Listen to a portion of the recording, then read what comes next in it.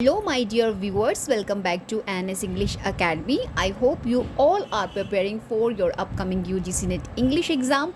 Let's revise top 20 Caribbean literature writers. जो writers मैं आज आपके साथ बेसिकली डिस्कस करने वाली हूँ from the Caribbean literature. Trust me friends, these are NFT for your UGC NET English exam and repeated frequently in your examination, right?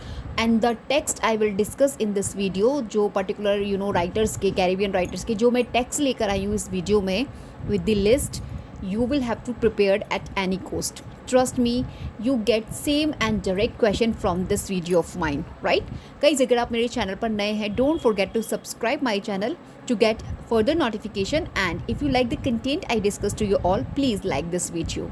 Let's start today's video. Let me tell you first what is Caribbean literature. तो आप में से ऐसे बहुत से students होंगे those are unable to understand Caribbean literature. तो basically जो Caribbean literature होता है उस लिटरेचर को कहा जाता है that was written by authors from the Caribbean islands. जो आपके कैरिबियन आइलैंड्स के ऑथर्स हैं उनके थ्रू जो लिखा गया लिटरेचर होता है दैट इज़ कैरिबियन लिटरेचर. और वो कैरिबियन आइलैंड कौन से हैं? Such as Jamaica, Trinidad, Tobago, Barbados, Saint Lucia et cetera. These are the Caribbean island. तो जो भी आपके authors belong to these Caribbean island called Caribbean literature and the writers of. Okay, so remember the things I include in this video with the help of this list will help you so much in your examination. And friends, जो आपके Caribbean writers होते हैं they include in their poetries, novels, plays, essays, kinds of the way of mention their history, culture, identity. They are just share with its readers with the help of their writings in the format poetry, novels, plays like etc. तो कहीं ना कहीं अपना struggle दिखाने की कोशिश करते हैं ऑफ द कैरेबियन पीपल का, राइट? और इनके जो थीम्स होते हैं कैरेबियन लिटरेचर के based on colonialism and slavery. क्योंकि जो कैरेबियन होते हैं वो कहीं ना कहीं कॉलोनाइज्ड हैं. किससे कॉलोनाइज्ड हैं? वो यूरोपियन पावर से. जैसे आपका ब्रिटेन हो गया, great European powers like Spain, France, तो became a major site of slavery. That's why they are just showing their struggle in their writings. और ये जो राइटर्स होते हैं कहीं ना कहीं एक्सप्लोर करते हैं how colonialism and slavery shaped the Caribbean identity and society. किस तरीके से जो कॉलोनियल जो पावर है उसने इनकी आइडेंटिटी को, इनकी सोसाइटी को शेप किया हुआ है. So this you will see in the writings of them, right? As well, you will find the marginalized diaspora. Many Caribbean people जो है वो migrate हैं to England, USA and kind of Canada से. तो ये जो writers हैं those are migrated. ये writers बात करते हैं they talk about the pain of leaving home. किस तरीके से they have to face struggle after leaving their home. Racism they have to face in foreign lands. Right. So these things you find in the Caribbean literature. Most important है और यहाँ से आपको 3 और 4 question different format में easiest manner में देखने मिल जाएंगे in your examination. So don't avoid this particular topic to prepare for your upcoming UGC NET English exam. और ट्रस्ट मी फ्रेंड, जो भी राइटर्स मैं आपके साथ लिस्ट में लेके आई हूँ these all writers are most relevant, right? And repeat it again and again in your examination. So first we have Jean Rice, most important. Timeline we have 1890 to 1979 और इनका जो nationality है वो है आपकी Dominica. These things you will have to remember कि जो gene राय है ये फीमेल है, ये कहाँ से है? She belong to Dominica and she one of the Caribbean writer. Friends, ये जो डोमिनिका है ये एक फॉर्मर ब्रिटिश कॉलोनी है. और ये जो आपकी जीन राय है फीमेल राइटर हैं और ये कहीं ना कहीं इनकी जो आइडेंटिटी आपको मिल जाएगी इन्हें creole. I am just writing here it's creole और सिरोल, राइट?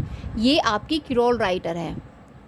यहाँ से UGC NET have been asked the question already in your examination कि ये जो आपकी जीन राइज है she belongs to, statement based question था.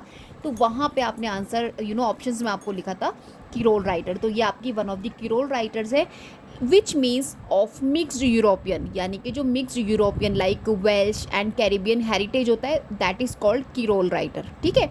तो इनका जो थीम्स होते हैं basically I am talking about Jean Rhys का जो थीम है in her work she talks about colonialism, race and gender, alienation, women's oppressions, post-colonial identity, and she talk about the mental breakdown and marginalization, right?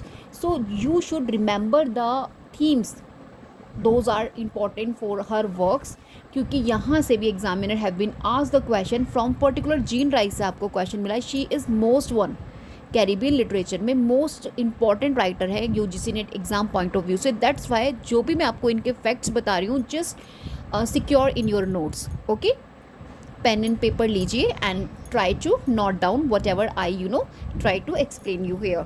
तो you will have to just remind the facts about the themes in her works. कौन कौन से themes पर based होते हैं इनके works, like मैंने अभी पीछे आपको बताया, colonialism, race and gender, alienation, women's oppressions, post colonial identity, mental breakdown and marginalisation. ये जो मेंटल ब्रेकडाउन और मार्जिनलाइजेशन है ना, ये जो इनका वर्क है वाइट सरगासोसी 1966 पब्लिकेशन, इस वर्क के अंदर में ये जो वर्क है इनका बेस्ड है इस पर्टिकुलर थीम पर, राइट. और इसमें बर्था मैसन का जो कैरेक्टर है वो भी यहाँ पर इंट्रोड्यूस हुआ है. इंट्रोड्यूस नहीं बोलूँगी, यूज़ हुआ है, ये आपको मैं बोल सकती हूँ, ठीक है. तो बर्था मैसन का कैरेक्टर इसके अंदर आपको फिर से देखने मिल जाएगा. जो जीन राइज आपका उनका था ना 1947, जहाँ पे बेसिकली जो बर्था मैसन कैरेक्टर थी जिसका इंट्रोडक्शन हुआ था वहाँ पे इंट्रोड्यूस हुई थी.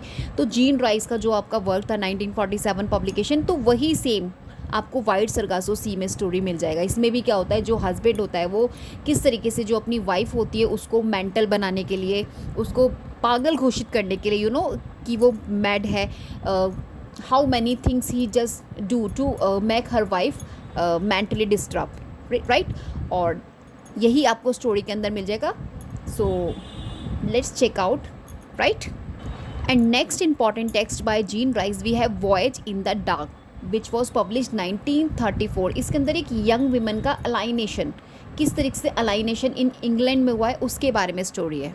तो फ्रेंड्स, ये जो इनका वाइट सरगासो सी 1966 है, ये एक पोस्ट कॉलोनियल नॉवल है, फेमिनिस्ट राइटिंग है, री राइटिंग है basically topic of Bertha Mason का, राइट. और ये प्रीक्वल है आपका जैन एयर का. I told you about this, ये जैन एयर का प्रीक्वल है, राइट. जैन एयर जो 1947 पब्लिकेशन है, राइट. और इसकी जो सेटिंग रखी है वो जमाइका रखी गई है एंड डोमिनिका रखी गई है, जो डोमिनिसिया जहाँ की ये basically she belong to Jean Rhys आपकी. और इसके अंदर जो मेन कैरेक्टर है ना, that was, I am just writing here, Antoinette. ये है मेन प्रोटैगनिस्ट है नॉवल की, एंटोनेट, जो उसकी वाइफ होती है, right. Cosway, Antoinette Cosway, right. तो यही है जो बर्था मैसन का कैरेक्टर जिनका जो रिप्लेस कर रही है इस पर्टिकुलर नॉवल के अंदर Wide Sargasso Sea. These thing just keep in your mind, क्योंकि स्टेटमेंट बेस्ड आपसे क्वेश्चन अब पूछे जाने लगे from this particular text Wide Sargasso Sea. In fact मैं तो आपको ये भी बोलूँगी, यू शुड इसका आपको एक आइडिया, यू शुड प्लॉट जो है इसका कंप्लीट, उसको आपको एक ब्रीफ में उसको समराइज करने की ज़रूरत है, right. Okay, and this is not most important but title based most important है ये. No need to study in detailed manner voyage in the dark.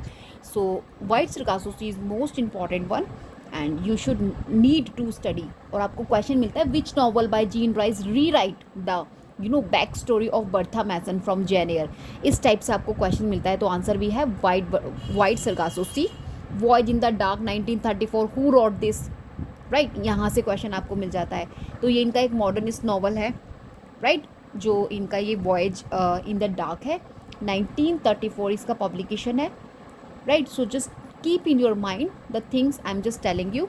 तो now I just try to you कि ये जो जीन राइस का novel है ना, importantly I am just talking about the Wide Sargasso Sea और ये जो वॉयज इन द डार्क, ये दोनों पोस्ट कॉलोनियल फेमिनिस्ट लिटरेचर को इंपॉर्टेंट एग्जाम्पल माना जाता है, राइट.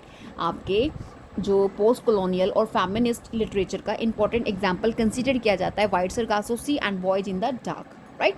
वाइट सरगासो सी में उस लेडी के बारे में, उसकी वॉइस के बारे में बताया गया है जिसमें जैन एयर को क्या बताया गया था, मैड विमेन, राइट. तो उसी की स्टोरी इसके अंदर बताई गई है. और ये जो वॉयज इन द डार्क है, इसके अंदर एक कैरिबियन लड़की है, अ गर्ल ऑफ कैरिबियन, वो किस तरीके से अलाइनेशन, एक्सप्लॉयटेशन को फेस कर रही है, उसी के स्ट्रगल को दिखाने की इस पर्टिकुलर नॉवल में कोशिश की है. तो मैंने इन डिटेल्ड मैनर आपको अच्छे से बता दिया जीन राइस के बारे में भी and 2 novels written by Jean Rice. These two also most important, just please keep in your mind, right?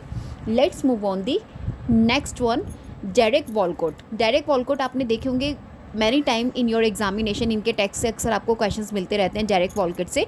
1930 to 2017 इनका टाइमलाइन है and he belong to Saint Lucia.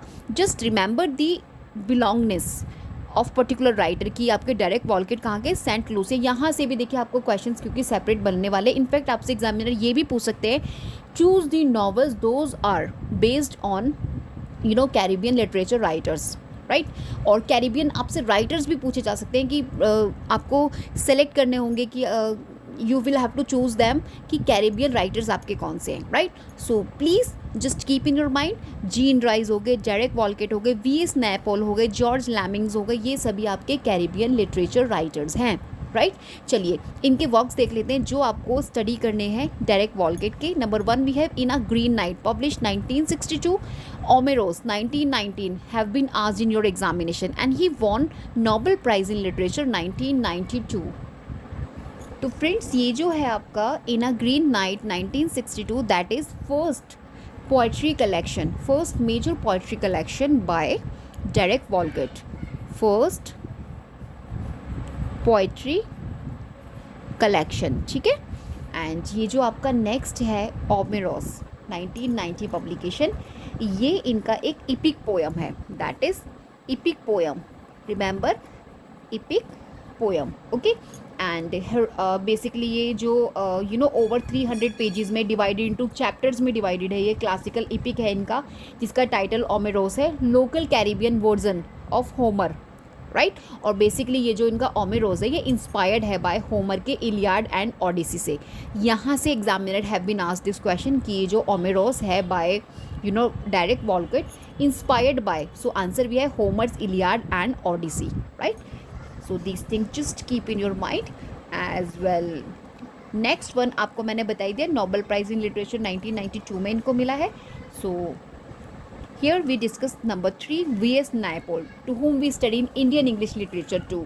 ये जो आपके V.S. Naipaul हैं ये ट्रिनिडेड से बिलोंग है, राइट, ये प्लेस है, और ये आपके one of the Caribbean writer हैं to whom you will have to study in great level, क्योंकि इनके जो वर्क्स हैं, जो नॉवेल्स हैं, asked in great level in your examination. Chronology में आपसे पूछ ली जाती है। I have not yet covered the V.S. Naipaul chronology. मेरी शॉर्ट वीडियो में मैं डेली शॉर्ट वीडियोस अपलोड कर रही हूँ जिसमें मैं मेजर 5 नॉवेल्स लेके जाती हूँ, मेजर 5 इंपॉर्टेंट राइटर्स की। तो अभी मैंने कवर नहीं किया है आपके V.S. Naipaul लाइक डेरेक वॉलकट, जिनका भी इंपॉर्टेंट है, means those are most important writers जिनके वर्क्स इन क्रोनोलॉजी आपसे पूछे जाते हैं। ट्रस्ट मी, वही सारे वर्क्स मैं आपको लेकर आती हूँ अपनी शॉर्ट वीडियोज़ में। आपको उन्हें डेली विजिट करना है, you must visit my short videos too, right, क्योंकि आपको एक कंप्लीट रिवीजन मिलने वाला है वहाँ से भी। So let's discuss V.S. Naipaul 1932 to 2018 Trinidad के हैं, ये बिलोंग्स टू। और इनका जो मोस्ट इंपॉर्टेंट नॉवल है the House for Mr Biswas, that you will have to study in detailed manner.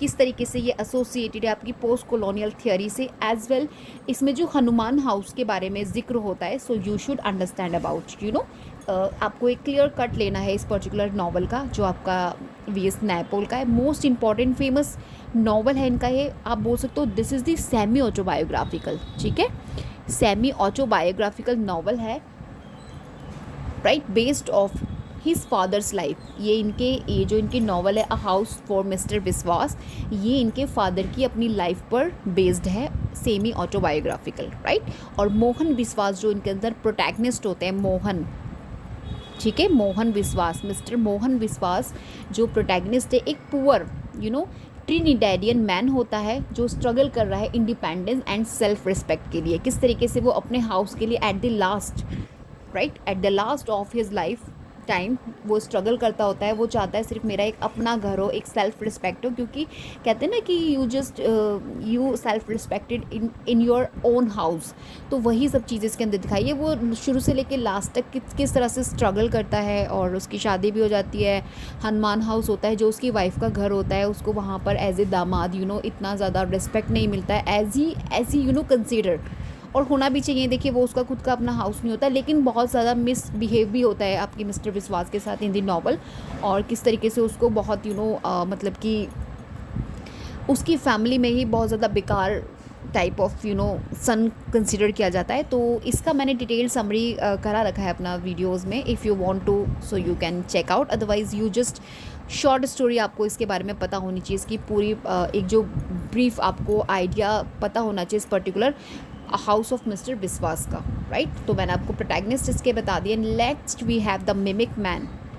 The mimic man 1967 publication, ये इनकी जो नॉवल है ये Ralph Singh, a former Caribbean politician है, उसके बारे में। I am just writing here Ralph Singh के बारे में ये, ठीक है। नेक्स्ट वी हैव after this one, in a free state, that was published 1971. Of course this won Booker Prize in 1971 and ये जो इनकी स्टोरी है वो एक अननेम्ड अफ्रीकन कंट्री, राइट। ये जो इनकी स्टोरी है सेट हो रही है, सेंट्रल स्टोरी सेट है एंड एक अननेम्ड अफ्रीकन कंट्री पर, right. Just this thing you will have to just keep in your mind. So let me give you some facts regarding V.S. Naipaul. First of all, Nobel Prize in Literature he won 2001 में। Booker Prize also he won 1971 for his work in a free state के लिए, as well knighted by queen David Cohen prize भी इनको मिला है। बाकी यहाँ से देखो इतना नहीं पूछते, बट आपको पता होने चाहिए, कई बार ये स्टेटमेंट्स क्वेश्चन दे देते हैं तो उसमें ये कहीं ना कहीं इंक्लूड कर देते हैं, but true things you will have to remember, Booker prize and Nobel prize in literature 2001, right. So question already have been asked in your examination also in UGC NET कि V.S. Naipaul won the Nobel Prize in Literature in, so answer we have 2001 in, of course, and the question also from the House of Mr. Biswas is primarily about किसके बारे में है, तो ये आपकी जो story है, a poor man search for identity and home, this option is right one, right. So इस तरीके से आपको क्वेश्चन मिल जाता है and let's move on the number next Caribbean writer we have George Lamming, number 4 George Lamming, जिनका timeline 1927 to 222, Barbados से association है इनका, राइट। एंड इनके जो text you will have to title based आपको सिर्फ ध्यान में रखने, इन the Castle of My Skin 1953 and the Emigrants 1954, just remember these things regarding क्योंकि यहाँ से आपको क्वेश्चन मिलता है एग्जाम में। So let's check out the next one, Sam Selvon, right, number 5 1923 to 1994 Trinidad के हैं। देखिए V.S. नायपोल और आपके Sam Selvon, these two writers belong to Trinidad, these things you will have to remember, क्योंकि यहाँ से भी आपको ऑप्शंस में इंक्लूड करके क्वेश्चन मिल सकता है। इनके जो text you will have to keep in your mind, the Lonely Londoners 1956, Ways of Sunlight 1957। Let's talk about number 6 most important Caribbean literature writer, Edward Kamau Brathwaite 1930 to 2012, Barbados से basically इनका association है और इनका जो works you will have to keep in your mind, rights of passage 1961, mask have been asked in your examination 1968 and island also have been asked, right, 1969। Friends ये जो rights of passage, mask, island, ये क्या है, ये आपकी trilogy है, right. इनका name है उस ट्रिलॉजी का दी एरिवेंट्स, दी एरिवेंट्स इनकी ट्रिलॉजी है, दैट वाज पब्लिश्ड 1973, उसी की ट्रिलॉजी ट्रेसिंग का पार्ट है ये आपका right of passage, mask, island, right. और ये जो आपका राइट ऑफ पैसेज है इसमें इन्होंने एफ्रो कैरिबियन मैन्स की जर्नी दिखाई है, मास्क के अंदर इन्होंने रिकनेक्शन किया है with African roots and the search for spiritual identity, and ये जो इनका आइलैंड्स है यहाँ पे आपको दिखाया गया है struggle of Caribbean people in post colonial societies, right. So just keep in your mind the idea of particular text written by Edward Kamau Brathwaite. इनका यही ट्रिलॉजी मोस्ट इंपॉर्टेंट है, कई बार आपसे नेम पूछ लिया जाता है, एरिवेंट्स 1973 और इसके पार्ट्स पूछ ले जाते हैं, इनकी क्रोनोलॉजी आपसे पूछ ली जाती है, राइट। Let's move on number 7 Michelle Cliff, Michelle Cliff, ये फीमेल हैं, ये आपकी जमाइका की हैं, 1946 टू 2016 इनका टाइमलाइन है। फ्रेंड्स इनका जो टेक्स्ट अबेंज है 1984, ये इनका सेमी ऑटोबायोग्राफिकल नॉवल है, just remember semi autobiographical novel it is, right. And the next one, no telephone to heaven 1987, right. ये इनका जो है कंटिन्यूस कर रहा है आपकी क्लेयर्स आइडेंटिटी क्वेस्ट को, राइट। इसमें क्लेयर है, उसकी उसकी जर्नी दिखाई गई है। क्लेयर एक कैरेक्टर है इसके अंदर, तो ये भी आपका मोस्ट इम्पॉर्टेंट है। तो बेसिकली गाइज होता क्या है, जो इनका अबैंग है और the second one no telephone to heaven, दोनों नॉवेल्स में क्लेयर सैवेज, ये जो क्लेयर सैवेज कंप्लीट नेम है इनका, क्लेयर सैवेज क्या होती है, एक नाम की एक लड़की होती है, ये एक गर्ल होती है, इसी की जर्नी है राइट, जो अपनी आइडेंटिटी को समझने की कोशिश करती है। She lost her identity and she try to understand identity of her. ये जो आपकी क्लियर है इसके अंदर, in two both of the works novels जो हैं आपकी मिकेली क्लिफ की, और एक ऐसी आइडेंटिटी जो रेस, जेंडर और कॉलोनियल लेगेसी से जुड़ी है, she try to understand right. So this is the novels about it. Let me discuss about number 8, another Caribbean literature writer, Maryse Conde right. ये आपकी 1937 टाइमलाइन है and she from Guadeloupe right. इनके जो works हैं, जो आपको title base सिर्फ ध्यान में रखने हैं, these are Segu right, Segu 1984। ये basically first it was written in French and translated into English 1988। तो इसको फ्रेंच में 1984 में लिखा गया था और पब्लिश हुआ था, and it was translated into English 1988 right. Next we have Tituba, subtitle Black Witch of Salem right. ये भी 1986 पब्लिकेशन है, French and English translation 1992। Remember these things. Nobel alternative prize she won 2018, not Nobel prize, that was Nobel alternative prize right. So these things just keep in your mind. और ये जो इनका टिटुबा है, टिटुबा, इसमें इन्होंने अपनी खुद की on story in her on voice बताने की कोशिश की है। एंड ये जो आपके राइटर हैं, मीन्स इनका जो नाम है मैरी कॉन्ट, इन्होंने अपनी नॉवेल्स के थ्रू एक्चुअली अफ्रीकन और कैरिबियन हिस्ट्री, ब्लैक आइडेंटिटी और वुमेंस का जो ऑपरेशंस है उसको एक्सप्लोर करने की कोशिश की है। सो मोस्ट इम्पॉर्टेंट है इनका जो वर्क है, टाइटल बेस्ड मोस्ट इम्पॉर्टेंट है as well the year of publication right. Next we have Jamaica Kincaid, ये भी मोस्ट इम्पॉर्टेंट एंड रिनाउंड आपके राइटर हैं। ये आपके एंटीगुआ के 1949 प्रेजेंट हैं। Annie John, Lucy, smart palace, these 3 text you will have to keep in your mind, क्योंकि यहाँ से आपको टाइटल बेस्ड क्वेश्चन मिलता है राइट। एंड इनका जो ये एनी जॉन है, ये इनका कमिंग ऑफ एज नॉवल है, जिसे आप बिल्डिंग्स रोमन कहते हैं, है ना, कमिंग ऑफ एज। अब मैं आपको बता दूं, मैंने अपने चैनल पर coming of age novels, autobiographies आपकी, ठीक है, best comedies of British literatures, tragedies of we study in literature, इनकी मैंने आपको सेपरेट लिस्ट आपको प्रोवाइड की। If you think you will not visit there, अगर आप चाहते हैं उन वीडियोस को वॉच करना, तो प्लीज़ मुझे कमेंट में ज़रूर बताइएगा। मैं आपको लिंक पेस्ट कर दूँगी आपके जो हम लोग discuss in your comment sections.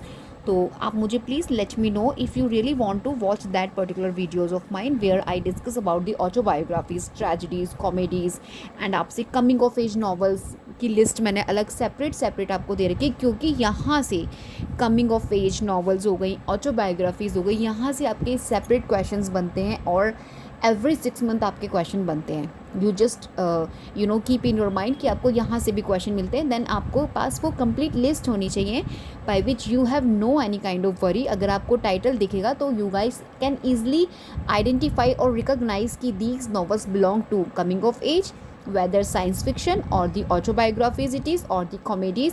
so आपको इस चीज़ के बारे में पता होना, क्योंकि यहाँ से भी आपको questions बनते हैं। so please just prepare in this way also right। चलिए नेक्स्ट देख लेते हैं Lucy that was semi autobiographical novel. अब जैसे क्या है लूसी, सेमी ऑटोबायोग्राफिकल नॉवल। अब वो क्या करेंगे आपसे, they ask you in question और वो आपको कुछ टाइटल्स दे देंगे, you never know about that title. तो आपको टाइटल देख के सिर्फ आइडेंटिफाई और रिकॉग्नाइज करना है, इज इट सेमी ऑटोबायोग्राफिकल और इट इज़ ट्रेजेडी और it is coming of age novel. तो दीज थिंग्स यहाँ से आपको क्वेश्चन मिलता है। Next we have a small palace, ये जो इनका small, sorry not palace, this is the place, right. A small place 1988 publication है, ये इनका ऐसे है, नॉन फिक्शन है ये, राइट। चलिए let's discuss number 10, he also most important cloud मके। इनके भी आपको टेक्स्ट मिल जाएंगे एग्जाम में और टाइटल बेस्ड आपसे पूछ लिए जाते हैं, so be prepared for this also, right. Let's see, ये आपके जमाइकन अमेरिकन है बेसिकली, और टाइमलाइन इनका 1889 टू 1948 है। Home to Harlem 1928, Banana Bottom और हार्लेम शैडोज़, राइट, 1922 पब्लिकेशन। तो इनका जो हार्लेम शैडो है ये इनका पोइट्री कलेक्शन है, हार्लेम शैडो ये इनका पोइट्री कलेक्शन है बेसिकली, राइट। पोइट्री तो यहाँ पे लिखा है, पोइट्री कलेक्शन है। One of the first books publish during the Harlem renaissance, ये इसका जो सिग्निफिकेंस है, one of the first book consider की जाती है publish during the Harlem renaissance, right. And last, home to Harlem 1928, ये इनका नॉवल है जिसमें इन्होंने जैक, एक आपका कैरेक्टर है इसके अंदर। Banana Bottom 1933, that was also a novel जिसमें इन्होंने बीटा प्लांट के बारे में बताया, स्टोरी ऑफ बीटा प्लांट की, right. So let me clear you about the Aimé Césaire. Most important Negritude से एसोसिएशन है इनका, तो ये आपकी बेसिकली मार्टिन कू से एसोसिएशन है, राइट। 1913 टू 2008 इनका टाइमलाइन है। And the books you will have to keep in your mind written by Aimé Césaire, Notebook of a Return to the Native Land 1939 French publication है। Founder of Negritude movement she is, Aimé Césaire आपकी founder है Negritude movement की। This things already have been asked in your examination and many time repeated, क्योंकि ये founder है and key figure है आपकी Negritude movement की, मोस्ट इंपॉर्टेंट है। और ये जो इनका ये टेक्स्ट जो है इनका पर्टिकुलर, ये इनका लॉन्ग पोएम है, राइट। एक तरह से आप पोइटिक मैनिफेस्टो इसको बोल सकते हैं। फाउंडेशनल टेक्स्ट इसको कंसिडर किया जाता है आपके नेग्रीट्यूड लिटरेचर का, right. And let me clear you first about Negritude movement. इसको फाउंड किया था लेट 1930s में, primarily by Aimé Césaire. Aimé Césaire के शी कंसिडर दी फाउंडेड, आप बोल सकते हो member of this, Léopold Sédar, Senghor and Léon Damas, these are the members of Negritude movement. यहाँ से क्वेश्चन आपको एमी सीजर से क्वेश्चन कई बार एग्जाम में मिलता है, तो just keep in your mind and I know you all know about it, right. जैसे Aimé Césaire is best known for as, तो आपको आंसर में founder of the Negritude movement, right. Notebook of a Return to the Native Land is, ये क्या है, तो ये इनका एक लॉन्ग पोएम है जिसमें इन्होंने एक्सप्रेस किया है black identity and colonial critic को। कॉलोनियल को क्रिटिक किया है क्योंकि ये आपका एक फाउंडेशनल टेक्स्ट कंसीडर किया जाता है आपके नेग्रीट्यूड मूवमेंट में, दैट्स वाई। तो दीज ये टेक्स्ट और आपका एमी सीजर मोस्ट इंपॉर्टेंट है, just keep in your mind, right. Let me discuss about the French Fanon number 12, ये आपके मार्टिन के ही हैं, राइट। मार्टिन से एसोसिएशन है इनका, और इनका टाइमलाइन 1925 टू 1961। इनके जो ये दोनों टेक्स्ट मैंने यहाँ पे मेंशन किए हैं, black skin white mask, most important and relevant है मैचिंग्स क्वेश्चन में। और आप अभी भी देख लीजिएगा when you in your examination hall on the day of your examination, you definitely find black skin white mask or the wretched of the earth, these two title। और आपको इनसे क्रोनोलॉजी से क्वेश्चन आता है, मैचिंग से पूछा जाता है, ऑथर इटसेल्फ पूछ लिया जाता है, पब्लिकेशन ईयर्स पूछ लिया जाता है। तो just keep in your mind in सभी टेक्स्ट को, मैं तो आपसे बोलूँगी नोट्स में सिक्योर करके रखिए। जो भी टेक्स्ट मैं इंक्लूड करती हूँ अलॉन्ग विद राइटर पर्टिकुलर, तो उन सभी टेक्स्ट को आपको एक अलग से सेपरेट लिस्ट बना के उन सभी टेक्स्ट का year of publication and the author itself just secure in your notes, okay. And guys, ये जो आपके फ्रेंच फैनन है, he primarily written in French language, right. Just remember, देखिए यहाँ पे लिखा भी है फ्रेंच में, ये लिखते हैं, तो just keep in your mind, right. Let's move on number 13, loveless, ये आपके ट्रिनिडेड के हैं। These thing just keep in your mind. Trinidad के हमारे पास 3 राइटर्स हो गए, कैरिबियन राइटर्स। एक तो हमारे पास वी.एस. नायपॉल, और दूसरे आपके लवलेस, और तीसरे मैंने और बताए, देख लीजिएगा, राइट। इनके आपको सिर्फ टाइटल बेस ध्यान में रखने, like salt 1996, the dragon can't dance 1979, no need to study in detailed manner, right. Next number 14 we have Caribbean literature writer में विल्सन हैरिस। टाइमलाइन 1921 टू 2018 और नेशनलिटी मैंने आपको इनकी बता दी ज्ञाना, राइट। इनके आपको टेक्स्ट सिर्फ देख के जाने, palace of the peacock 1960, the far journey of Oudin 1961।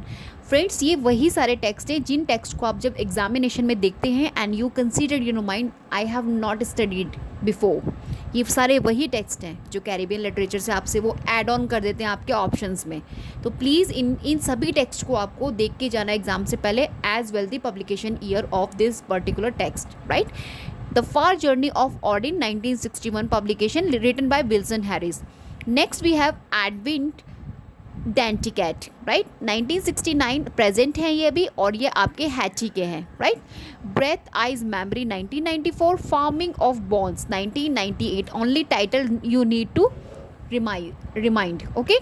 Patrick Chamoiseau, right, Chamoiseau, Patrick Chamoiseau 1953, और ये आपके मार्टिन के ही हैं। पिकासो है ना, चिकागो है आपका, ये 1992 फ्रेंच में लिखा गया था, इंग्लिश ट्रांसलेशन इसका 1997 है। अगर आपको क्वेश्चन मिलेगा then the question examiner definitely ask from the French, इसका जो फ्रेंच पब्लिकेशन ईयर है and the English translation year of publication, यहाँ से they might be asked you, so please keep in your mind. Next we have Pauline Melville 1948 present, और ये आपके ज्ञाना के हैं। शेप शिफ्टर 1919 शॉर्ट स्टोरीज है इनका, और एक आपका ventriloquist tale 1997। No need to study in detailed manner but just keep in your mind Pauline Melville, one of the Caribbean writers, okay. Olive Senior also important, only title based, Jamaica के हैं ये आपके 1941 present हैं। Summer Lightning 1986 short story, Gardening in the Tropics 1994, these are also poetry. Next number 19 we have Marlon James, ये भी आपके Jamaica के हैं, and John Crow's Devil, the Brief History of 7 killing 2014 Booker prize winning, right, novel है इनका। So just keep in your mind title based and year of publication. Austin Clarke important one है, just study in detailed manner. Barbados के Canada के हैं 1994 34 to 2016। The Polished Hoe, right, 2002 important है। Growing Up Stupid Under the Union Jack 1980, ये इनका एक memoir है, the types of autobiography.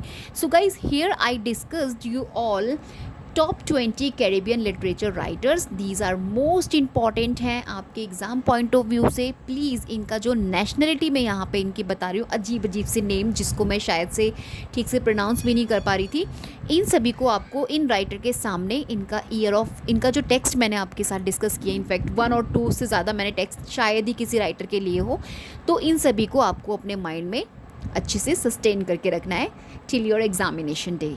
ये आपको बहुत हेल्प करेगा। और अगर if you have any doubt regarding this video की whatever I said you not important, so please you need to check your PYQs really. अगर आप PYQs चेक करेंगे, मैं भी आपको कल और परसों maybe we will upload video where I will discuss you complete analysis, मैं आपको प्रोवाइड करूँगी कंप्लीट जो आपका 7 जैन को एग्ज़ाम हुआ है UGC नेट इंग्लिश लिटरेचर का कंप्लीट पेपर, उसको हम डिस्कस करेंगे एंड वी विल सी कि how much we have done for our examination, right. और जो भी आपके राइटर्स, जो भी टॉपिक्स आपके बच जाएंगे, we will cover after that particular. तो वो मेरा जो पेपर सॉल्व होगा, जो मैं आपको पेपर सॉल्व कराऊंगी, मींस वी विल डिस्कस, तो उसे मैं सॉल्व नहीं करा रही आपके लिए, मैं उसको सॉल्व नहीं कराऊंगी, मैं आपको जस्ट ये बताऊंगी how much you have done your preparation for your examination point of view, right. चलिए, we will meet in next video with another important topic. Guys please do subscribe my channel. अगर आप मेरी video को देखते हैं, please उसको, मेरे channel को सब्सक्राइब करने में कंजूसी ना करें। Okay, till then bye bye.